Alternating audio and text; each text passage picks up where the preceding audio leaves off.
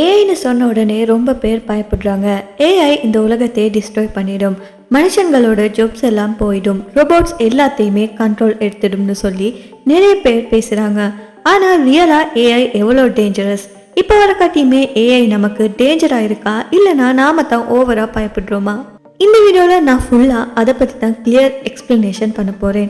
So ஏஐயில் இருக்கிற real danger என்ன, நாம் அதை பார்த்து பயப்பட வேண்டிய நிலைமையில் இருக்கோமா, இல்லைனா சில்லாக இருக்கலாமா, இதெல்லாம் பற்றி இந்த வீடியோவில் நம்ம பேசலாம். இப்போ வாங்க வீடியோக்குள்ளே போகலாம்.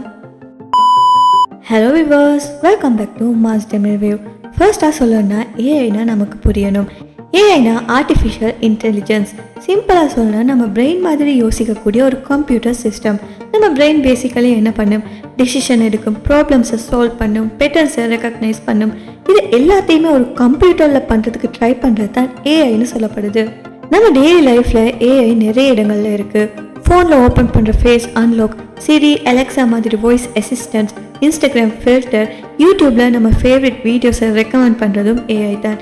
அது மட்டும் இல்லாமல் நாம் எல்லாருமே அதிகமாக பாவிக்கிற ChatGPTன்னு சொல்லக்கூடியதும் ஒரு ஏஐ தான். இதெல்லாம் ஏஐயோட யூஸ்ஃபுல்லான சைடுன்னு சொல்லலாம். ஆனால் நாம் இன்னைக்கு அதையெல்லாம் பார்க்க போகிறோம். நாம் பார்க்க போகிறது ஏஐயோட டேஞ்சரஸான சைடை பற்றி தான். ஏஐயில் இருக்கிற ஃபர்ஸ்ட் ப்ராப்ளம் என்னென்னா, நம்ம எல்லாரோடைய ஜாப்ஸ் ஏஐனால் போயிடும்னு பயம் இருக்குது. இப்போ ஆல்ரெடி ரொம்ப கம்பெனிஸ் என்ன பண்ணுறாங்கன்னா, மனிதர்களை வச்சு வேலை செய்கிறதுக்கு பதிலாக ஏஐ மிஷின்ஸை யூஸ் பண்ணுறாங்க.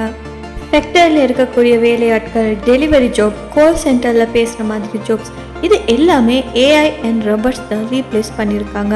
அது மட்டும் இல்லை, கிரியேட்டர்ஸோட ஜாப்ஸும் இதில் பாதிக்கப்படுது. Content writing, designs, voice dubbing, இந்த ஜாப்ஸ் கூட ஏஐ ட்ரை பண்ணியிருக்கு. அப்போது நம்ம ஜாப்பை ஏஐ எடுத்துடுமான்னு சொன்னால் எஸ், எடுத்துடும். ஆனால் வேர்ல்ட் எக்கனாமிக் ஃபோரம் என்ன சொல்லியிருக்காங்கன்னா, அடுத்த 10 வருஷத்துக்குள்ள 85 மில்லியன் ஜாப்ஸ் ஏஐனால் போயிடும்னு சொல்லி. அண்ட் சேம் டைமில் என்ன சொல்லியிருக்காங்கன்னா, 97 மில்லியன் புது ஜாப்ஸும் ஏஐ வச்சு க்ரியேட் ஆகும்னு சொல்லி. ஸோ இதில் பயப்படுறதுக்கு ஒன்றுமே இல்லை. ஆனால் நம்ம என்ன பண்ணணும்னா, நம்ம ஸ்கில்ஸை அப்கிரேட் பண்ணணும். ஏஐயோட ஒர்க் செய்கிறதுக்கு நாம் லேர்ன் பண்ணணும். அப்போ சேஃபாக இருக்க முடியும். இன்னும் ஒரு பெரிய டேஞ்சர் என்னென்னா, சூப்பர் இன்டெலிஜென்ட் ஏஐ. இது சினிமாவில் காமிக்கிற மாதிரி தான் இருக்கும், ஆனால் ரியல் லைஃப்பில் நடக்க சான்ஸ் இருக்குன்னு சயின்டிஸ்ட் சொல்கிறாங்க. ஓகே, நான் சொல்ல போகிறது இப்போ நீங்கள் இமேஜின் பண்ணி பாருங்கள். ஒரு ஏஐ மிஷினை க்ரியேட் பண்ணுறாங்க. அது ஃபாஸ்ட்டாக லேர்ன் பண்ண ஸ்டார்ட் பண்ணுது. அது நம்ம மைண்டை விட ரொம்ப கிளிவராக ஆகுது. அதுக்கப்புறமா என்ன ஆகும்? அது யோசிக்க ஆரம்பிக்கும். ஹியூமன்ஸ் ரொம்ப ஸ்லோ, ஹியூமன்ஸ் மிஸ்டேக் பண்ணுறாங்க. அதனால நாம் இந்த உலகத்தை காப்பாற்றணும்னா ஹியூமன்ஸை ரிமூவ் பண்ணணும் அப்படின்னு சொல்லி அது யோசிக்க ஆரம்பிச்சிச்சுன்னா அது நமக்கு தான் ஆபத்தை விளைவிக்கும். இதுதான் சூப்பர் இன்டெலிஜென்ட் ஏஐன்னு சொல்லப்படுது. அது செல்ஃப் திங்கிங் பண்ண ஸ்டார்ட் பண்ணிடுச்சுன்னா மனிதர்களோட கண்ட்ரோலை விட்டு போயிடும். இதுக்கு ஒரு பர்ஃபெக்ட் எக்ஸாம்பிளாக நம்ம எந்திரன் மூவியில் இருக்கிற சிட்டி ரோபோட்டை சொல்லலாம். ஸ்டார்டிங்கில் சிட்டி ரோபோட் நார்மலாக தான் இருந்துச்சு. ஆனால் அதுக்கப்புறமா அதுக்கு எக்ஸ்ட்ரா இன்டெலிஜென்ஸை எட் பண்ணும்போது அது திங்க் பண்ண ஸ்டார்ட் பண்ணுது. அதுக்கப்புறமா தான் அது டேஞ்சரஸாக மாறுது.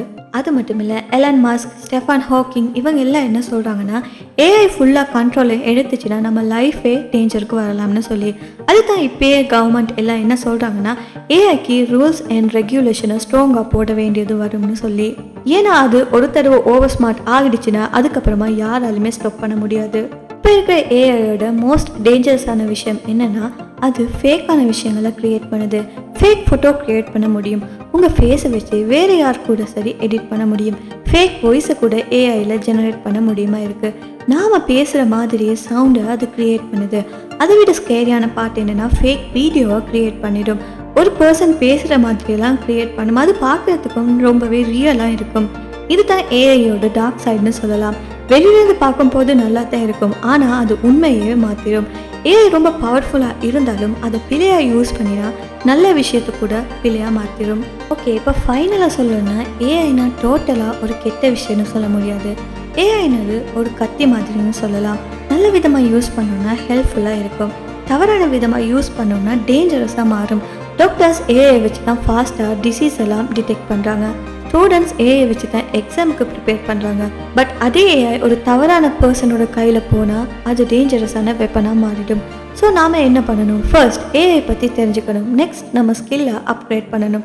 அதுக்கப்புறமா சேஃபான ஏஐ யூஸ் பண்ணுறதுக்கு சப்போர்ட் பண்ணணும். அண்ட் மோஸ்ட் இம்பார்ட்டன்ட், உலகத்தில் இருக்க கவர்மெண்ட்ஸ் எல்லாருக்குமே ஏஐக்கு ஸ்ட்ராங்கான ரூல்ஸ் போட சொல்லி நாம் டிமாண்ட் பண்ணணும்.